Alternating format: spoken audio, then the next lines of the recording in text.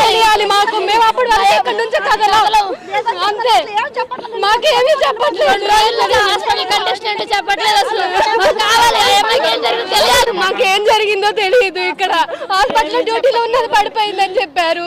మా వాళ్ళు వచ్చారు 24 గంటలు 48 గంటలనే చెప్పారు. కానీ చెప్పట్లేదు అసలు చెప్పట్లేదు. మాకు న్యాయం కావాలి.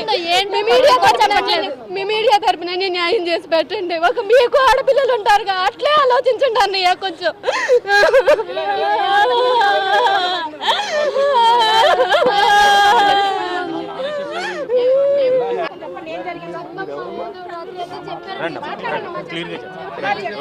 చదువుకుంటుందని ఇంత దూరం పంపించారు. పంపించినప్పుడు హాస్పిటల్ చేస్తుంది. హాస్పిటల్ స్టాప్ అయ్యిండు కూడా రెస్పాన్స్ లేదు.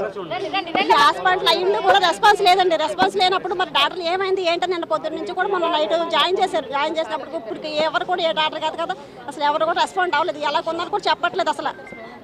మరి ఏ ఆడపిల్లకని ఇంతే కదండి. ప్రతి ఓడికి ఉన్నారు ఆడపిల్లలు. ఏ ఆడపిల్లకి జరగకుండా న్యాయం చెయ్యాలండి. ఏ ఆడపిల్లకి అది ఇంకొక ఆడపిల్లకి జరగకుండా చూడాలి. అది